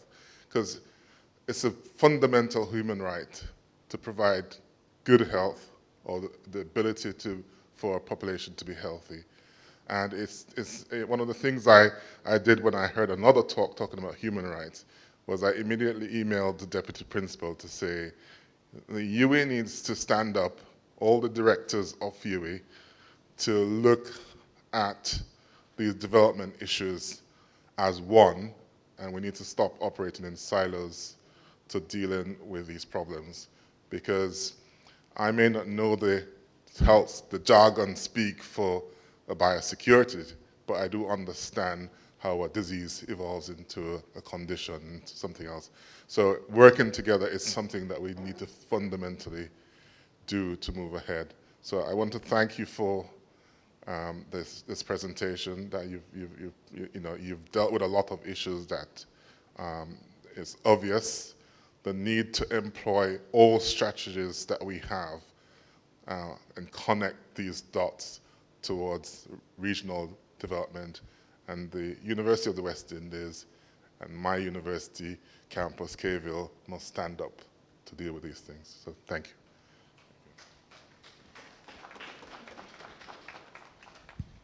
Hi, good evening all. For those of you who don't know, I'm the program director for the MSc in Biosafety. And so we've had this program at UWI Kville for 6 years now.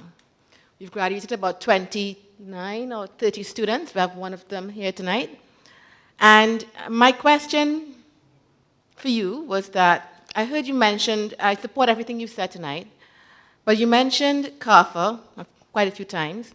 And if we look at the history of the MSc in Biosafety, we began out of a UNEP-JEF program looking at agricultural biosafety in the main. And more we hope to broaden and encompass health biosafety and food biosafety within our training programs. But you didn't mention CAFSA, one of the newest Caricom organizations that's associated with agricultural and health biosafety based in Guyana. So I'm wondering, how does that, you talked about cooperation and so on, and while CAFA is important, CAFSA, the newest Caricom agency, is also very, very important. So I want to get your take on that. Right. Oh, the Caricom Agricultural Health and Food Safety Organization, CAFSA. Yeah. Thank you. For the first submission, Doc, I think that really looking at breaking down silos and really working across boundaries is going to be fundamental to seeing any success in this. I don't think it's sufficient enough just to assess this within the context that traditionally we have just been used to looking at the themes that, public health, public security, in another vein, in another column, focuses. That is kind of the nature of the beast in terms of government. That's kind of how it functions. But I think that the time has come, as I think you're correctly pointing to really understand that when we talk about all stakeholders and all aspects and whole of government being fundamental to the development process, we have to move this, quite frankly, outside of just the talk space to something that's much more practical. And again, throughout the region, I think that, I'm not just saying this because of my work intimately with governments, there is an increased emphasis, quite frankly, to really start looking at the whole of government aspect and this process in a much more forceful and focused way. And it's not just saying that. It is true. But there is need for institutional encouragement and support outside of the structured, if you will, public/political systems. And this is again where an area of influence like the university can also have an impact. I mean, you've heard me mention that several times. I think that awareness building in terms of just how these silos continue to be inimical to the national development process sometimes are best understood when they're not really said by a government official. And I think that having that discourse just move outside of the governmental contours, for want of a better phrase, is something that we really need to give greater focus to and see it with greater urgency. So I just couldn't agree with you more. It's just something that we have to look at, because if these development goals are even going to be marginally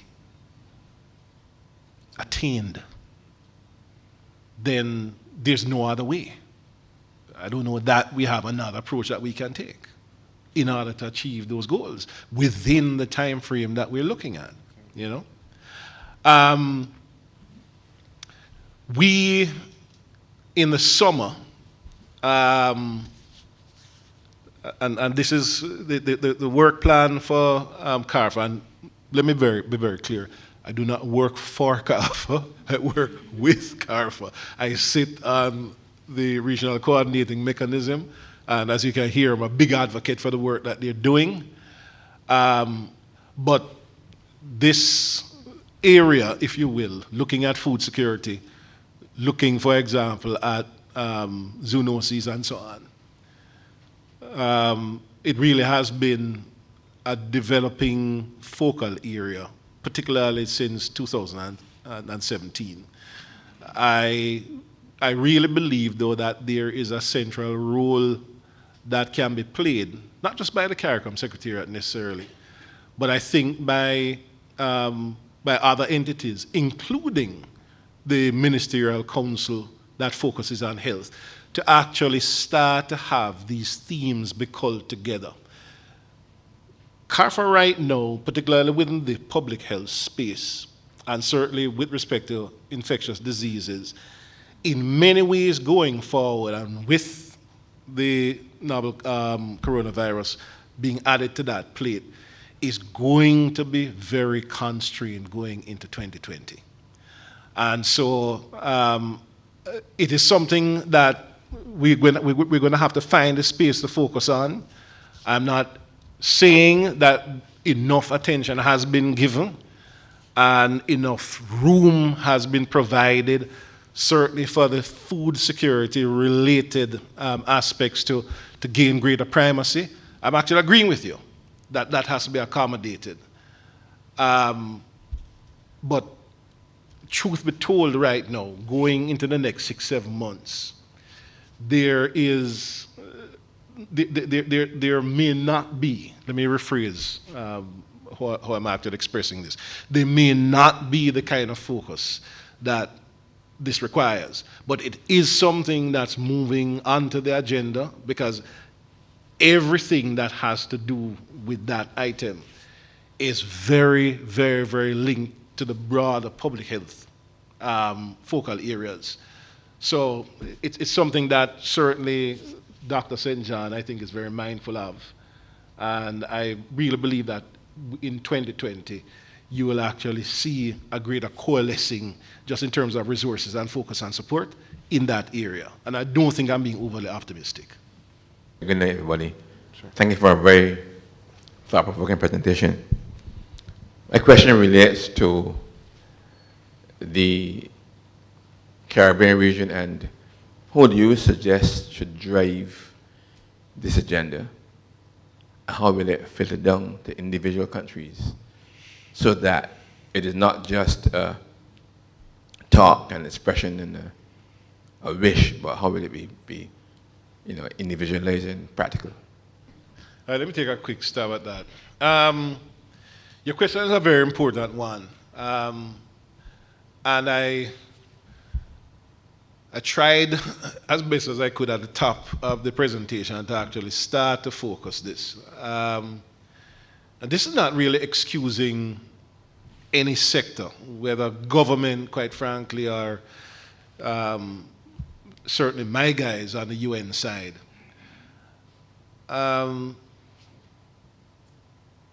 The negotiation and implementation of treaties and conventions, as you know,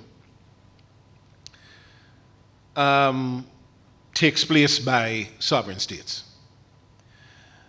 States implement these conventions and these treaties.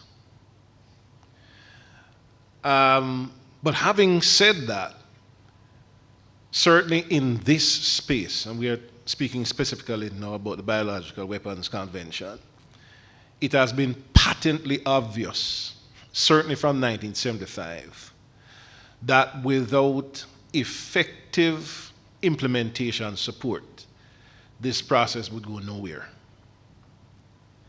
It is, as I admitted, unfortunate that the discourse still continues to be very circular, and having the kind of mechanisms to work in a very, very granular way with states parties, that exercise is still not taking place. And so my quick response, which I know is a little bit kind of circuitous in this respect, and quite frankly, a little bit evasive, but there's reason for that, is that there has to be, quite frankly, a coalescing in terms of an acknowledgement on the part of the international system, the United Nations, the Conference on Disarmament, that resourcing the process is the only way to really make this thing materially relevant in the way that you're describing. Because if you're looking at Article 1 obligations under the convention, right, which is to initially assess vulnerabilities with respect to these agents and pathogens, most countries really are not engaged in that process. And that annual, if you will, reassessment of where the vulnerabilities are is certainly not taking place. And a lot of that is because states do not have, these states parties do not have the technical know-how to do this work. They don't have a budget to do this work. They are not focused in that regard because in many ways their exposure and their awareness and interpretation of threat is largely commensurate with their reality, which is, in their minds, and with good reason, that you don't have a lot of biological pathogens that really have the potential to harm human health, being something that is very material and very obvious to these states on a daily basis. You don't have people getting ill. You don't have that kind of zoonotic trend. They're not seeing that. And because they're not seeing that, there's no impetus to act. And that is why, for the most part, in this space, you tend to have a very reactive kind of posture because there's just not the resources available to institutionalize and to kind of have that kind of forward projection in terms of your engagement and your policy. All right? And I know, again, as I said, I'm being a little bit kind of circuitous and a little bit evasive, but that is what it is. It has to be fixed by the international community. There has to be consensus, and that consensus has to be arrived at within the context, quite frankly, of the Security Council. That's where it has to start. And the 5 permanent members. And that is not really happening now. Does it mean that we have less and less, that we should have less and less of focus on this? Definitely not. And this is why an initiative like the Center for Biosecurity Studies, in this interim, filling this vacuum, making this impact in a less than opportune or satisfactory circumstance, is so important. Good evening, everyone. Thank you very much for a very enlightening lecture. I noticed you didn't touch much on nuclear medicine with pharmaceuticals, but I just wanted to know if your remit sometimes includes that before I ask the question I want to ask. Not. It doesn't. Not really. I deal with the, if you will, the as we had mentioned when Prof was giving the introduction, ensuring that our publics, quite frankly, do not have access to these materials, have regulatory and legal frameworks that protect, that prevent access to them, and having enforcement mechanisms to the extent that we can to prevent, quite frankly, the use of these items. So they do not traditionally fall, quite frankly, within what we call the non-proliferation regime focal areas, for want of a better word. But go ahead with your question. Okay. The question I have is, unfortunately for me, I'm the director of the Barbados Drug Service, and of course it includes nuclear medicine. Repeat that for me. I'm the director of the Barbados Drug Service. Okay. And it includes nuclear pharmaceuticals. Mm-hmm. And sometimes I'm burdened or saddled with the job of having to approve nuclear medicines coming in.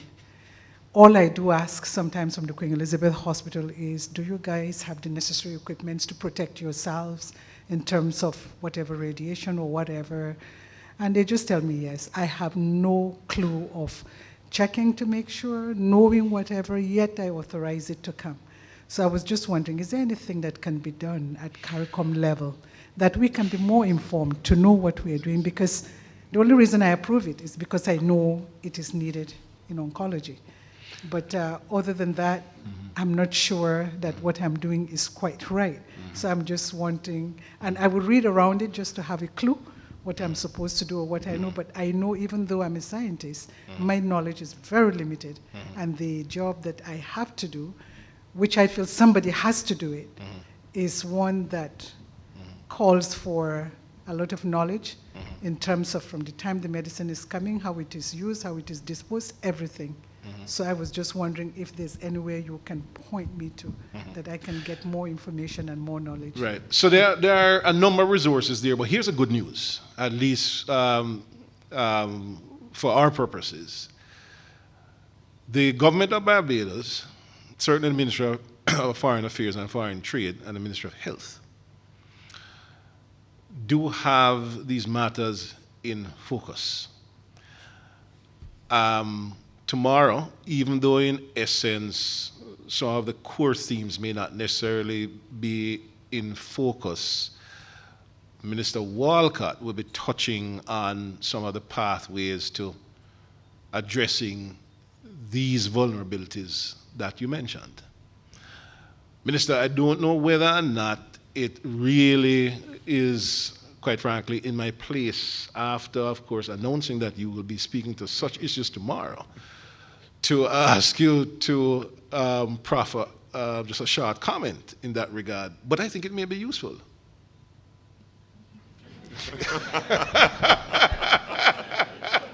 I believe one of the conventions we're looking at tomorrow, and I should say looking at, I'm not a scientist anymore, from a foreign affairs perspective, seriously, is in terms of we're dealing with nuclear and terrorist threats using radioactive materials.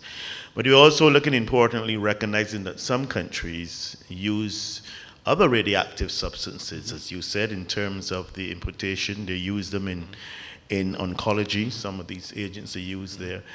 And it is very important that we have guidelines and regulations in terms of their importation, their storage, and how they're handled, recognizing that terrorists can make use of isotopes quite easily.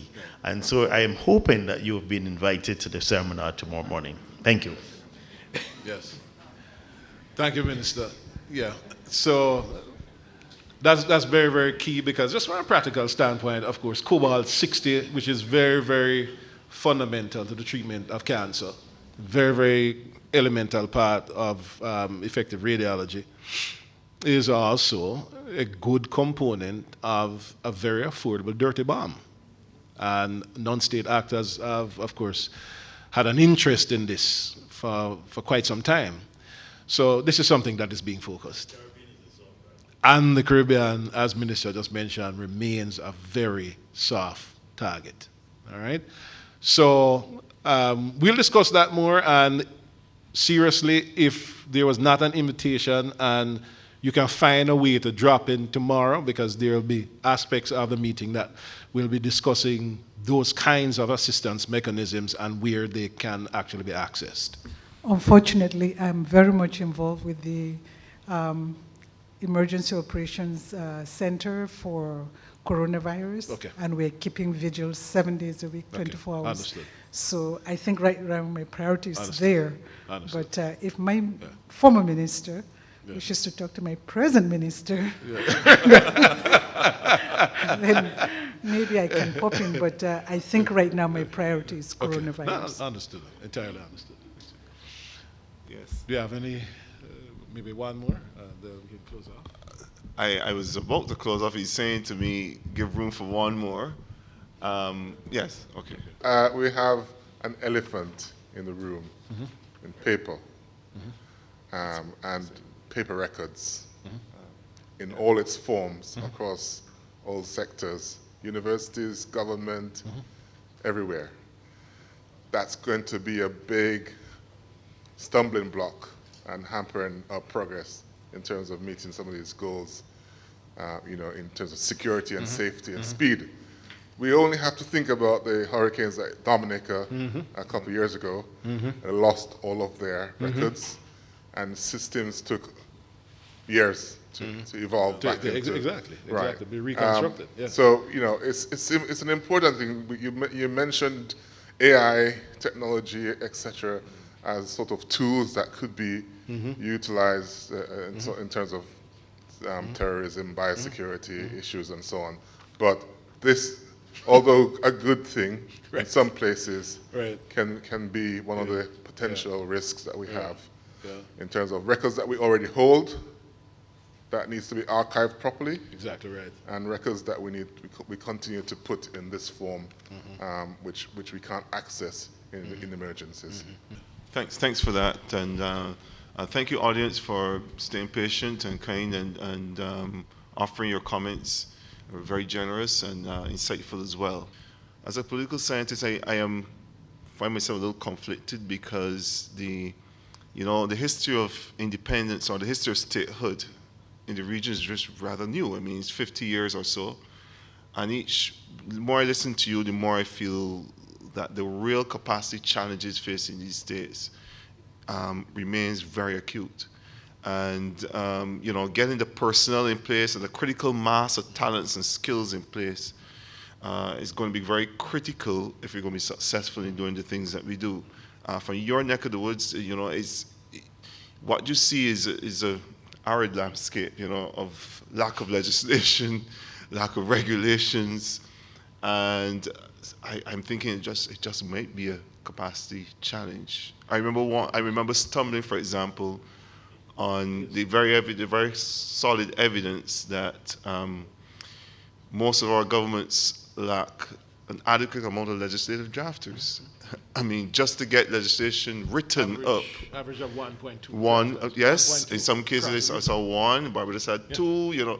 So I mean, we talk about many lawyers, but there's so many dimensions of law that should be explored and so on, and so with legislation on a variety of issues needing to be implemented, and you think of the fact that that's not being done, and then a raft of new legislation on top of that. Yep.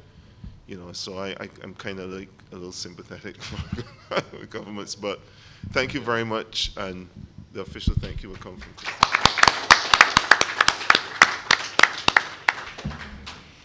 Thank you, Dr. Marshall, for that very masterful moderation of our segment. So, ladies and gentlemen, we're nearing the end of this evening's formalities, but of course, before we do that, we can't not recognize our keynote speaker in a more significant way. O'Neill, you've been a friend to the Center for Biosecurity Studies even before we were formally so titled, and well before we even had a storefront. You were on board with this inaugural series from the time of its conception, and your commitment has never wavered, even in the face of adversity. Your opinions and ideas continue to be valued highly by the principal, by the dean, and certainly by me. And I personally have a great deal of respect for anybody who can keep pace with my emails. You're always gracious and responsive and ready to share any kernels of wisdom that you think would serve the center in good stead. And for your commitment to Cave Hill's Center for Biosecurity Studies and for unhesitatingly agreeing to headline this public lecture series for us, we'd like to present you with a small token of our appreciation. And at this time, I'd like to invite Mr. Wesley Moore to come forward to make this presentation. Wesley's our clerical officer who helps me to ensure that we maintain a healthy nerve center at the operation. So I'll turn it over to Wesley. Thank you, Madam Chair. Mr. Hamilton, sir. Good to see you again. Good to see you again.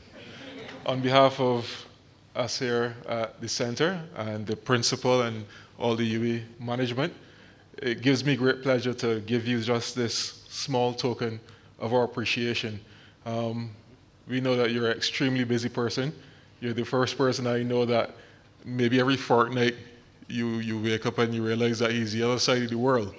And as Christiane alluded to just now, you've always kept up with your emails and kept in contact and made sure that everything was keeping in order with all the plans.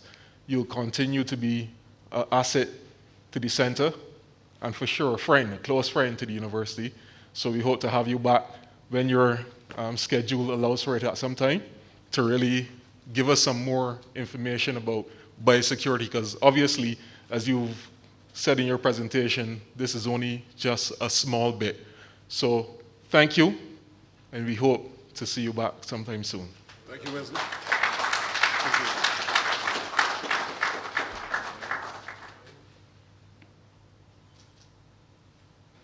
Thank you, Wesley. And so, ladies and gentlemen, I think that brings us to the end of our formalities. Some of us have to run off to deal with matters that are pressing for tomorrow morning as well, including our guest speaker. But, please stay back, say hello, let him know that you appreciated what he had to say, and we look forward to seeing you again at our next event. Thank you and good night.